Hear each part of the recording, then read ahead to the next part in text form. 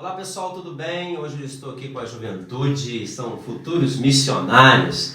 Fizeram uma viagem ali para o Piauí e na Paraíba. Vamos conhecer um pouquinho da história deles, a sua experiência. Vamos começar aqui, tudo bem, Jonatas? E aí, Girley, tudo bom? Como foi a viagem? Foi uma benção, né? É um prazer estar aqui com vocês para estar comentando um pouco dessa viagem. Graças a Deus, o Senhor foi e nos levou e nos trouxe em paz. Tivemos grande experiência com o Senhor. Eu quero voltar mais vezes, viu? Amém. E jovem Isaac, como foi lá, Isaac? Tudo bem, Isaac, em primeiro lugar? Bem, Patilho, galera. Deus abençoe o povo aí de casa que nos assiste. Falando da viagem, foi algo muito impactante para nós, né? Ver a carência do povo, ver a necessidade que as almas necessitam de salvação. Né? A gente vai comentar aqui um pouquinho nesse vídeo sobre, né, grandes experiências que nós tivemos lá e o que Deus fez. Amém. Hugo também, né, foi nessa viagem. E aí, Hugo, tudo bom? Boa noite, gente, para quem nos assiste. Tudo bem, graças a Deus. Foi algo muito edificante nas nossas vidas, né?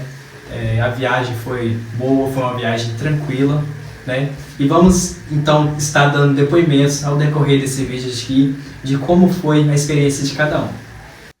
Estamos aqui também com a jovem Tairine, acho que é a única menina que foram aí na viagem com vocês. Tudo bem, Tairine? Tudo bem, graças a Deus. É um prazer estar aqui com vocês.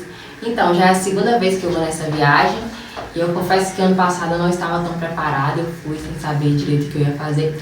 Mas esse ano eu voltei e eu me preparei antes para ir para essa viagem.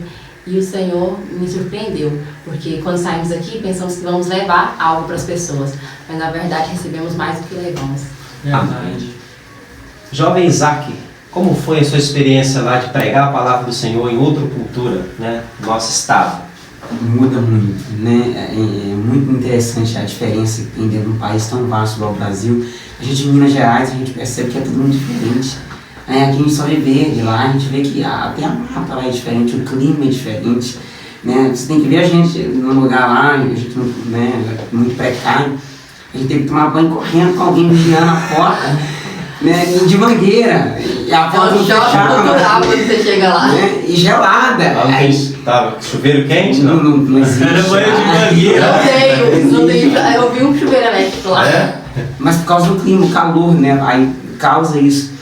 Mas falando de homem, né, aí o clima não interessa, né, o lugar não interessa. Falando de homem, o homem ele necessita de Deus tanto na bonança quanto na falta, né? E é isso que marcou, né? As pessoas, elas precisam de Jesus. E você consegue mostrar para elas que você está apresentando o que falta na vida delas, o vazio que tem na alma delas, elas costumam aceitar, né, e serem salvas. Hugo, como você estava também, né, nesse projeto tão bonito, é muito bom ver vocês ainda muito jovens, já, né, com esse desejo de missionário. Que benção, né? E como foi assim? Conta pra gente aí a sua experiência, assim, resumidamente.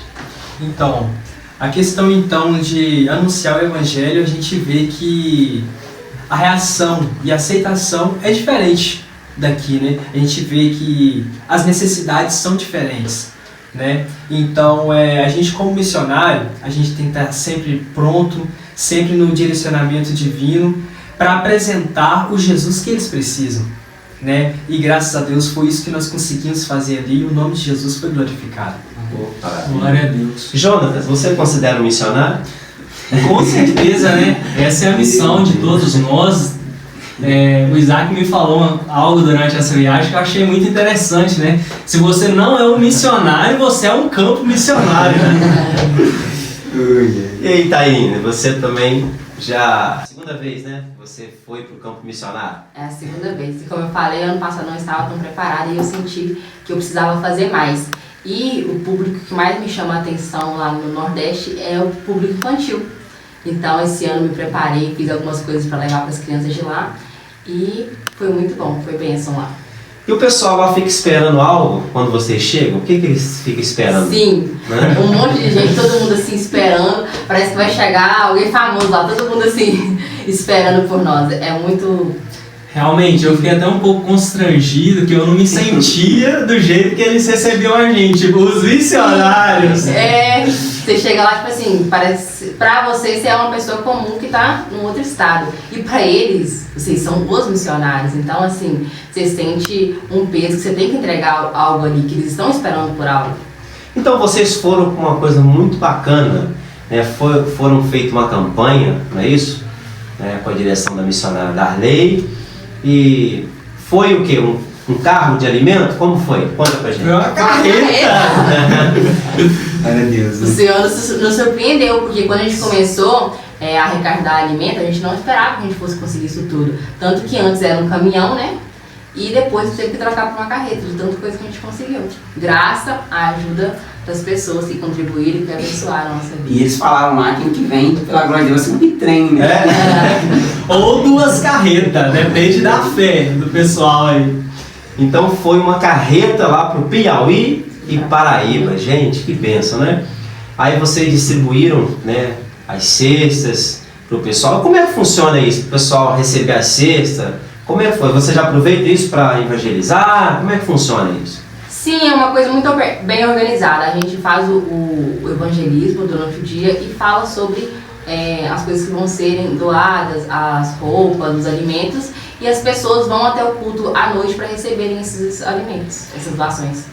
Então, o lugar que vocês passaram, verdadeiramente, as pessoas precisam de alimentos?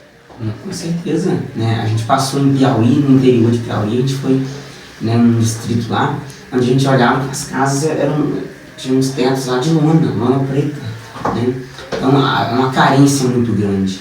E a carência no lugar, né?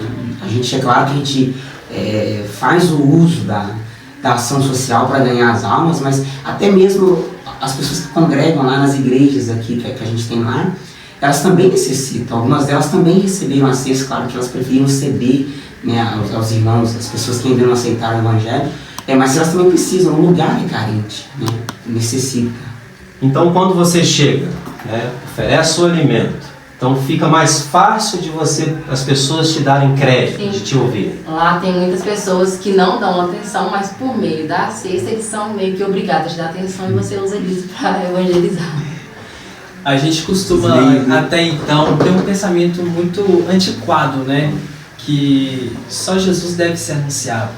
Mas nós vemos então uma passagem com Jesus e seus discípulos, que Jesus estava então ali pregando, e há muito tempo a multidão estava ali ouvindo. Os discípulos veem então aquilo e falam: Senhor, despede essa multidão.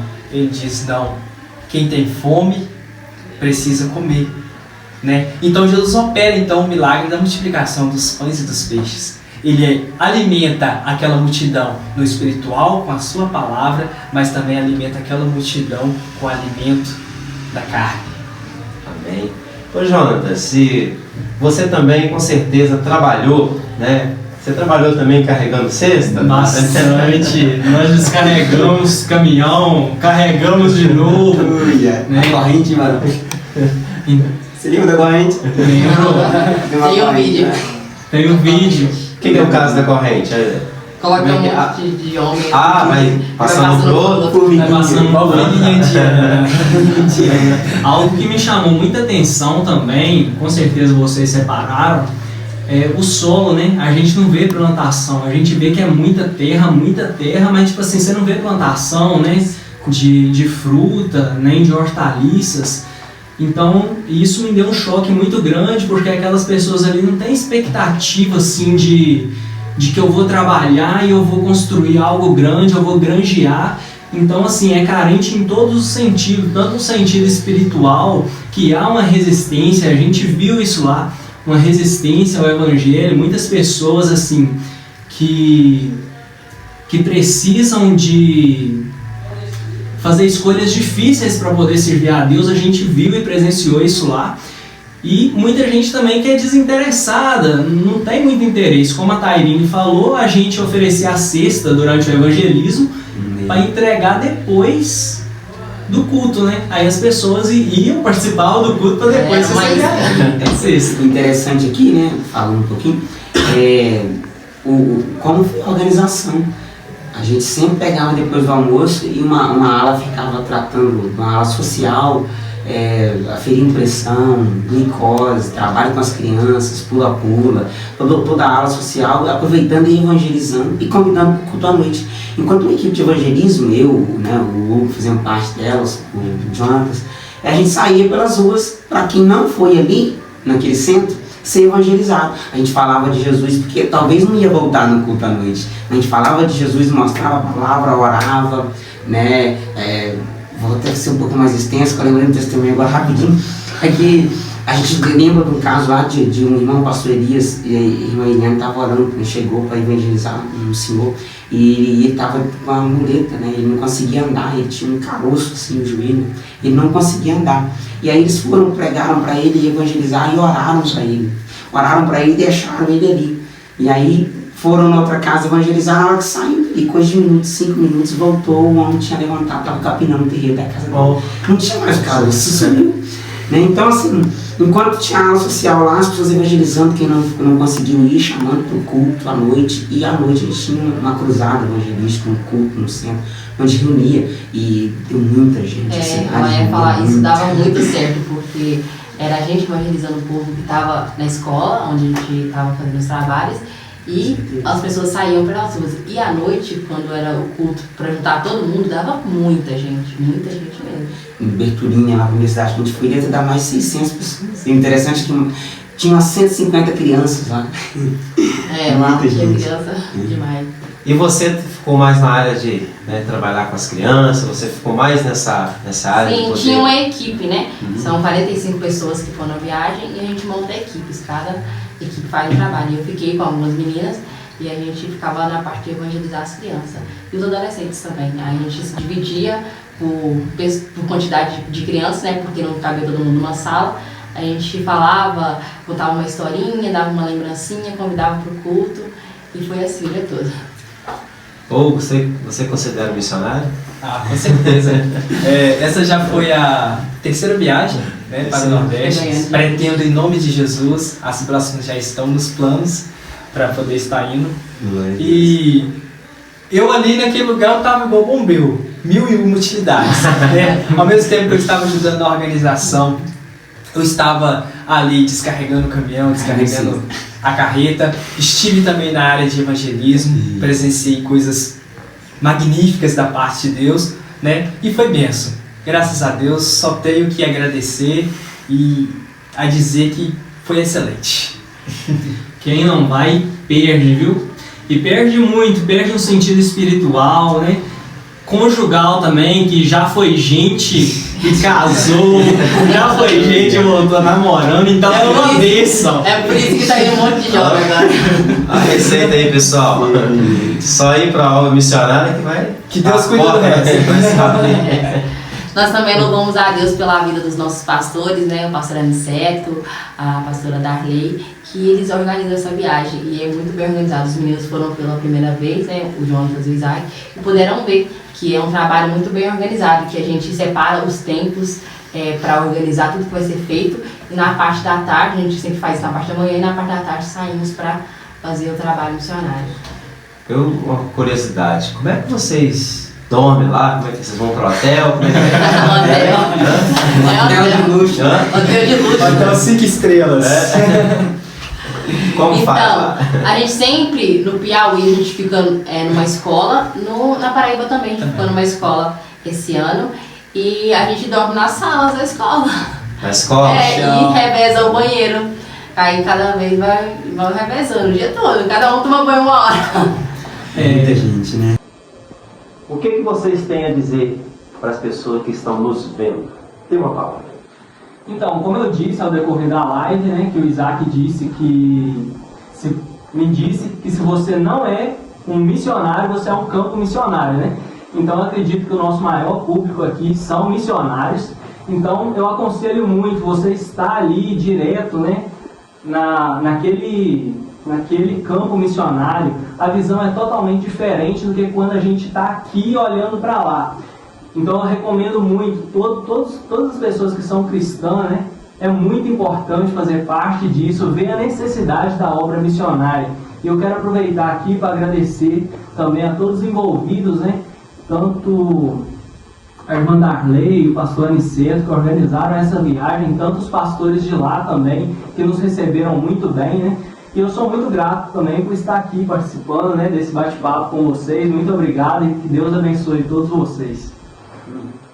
Eu vou citar o John Stott, né? Ele escreve no seu livro A Igreja Autêntica, ele diz que a igreja, a missão da igreja, né, é evangelizar.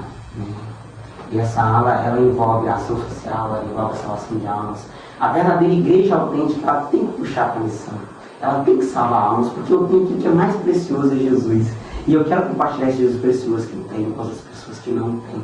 Então o meu conselho é, vamos fazer missão, vamos nos unir, porque Jesus está voltando e as almas vão ser ganhas, vão ser libertas.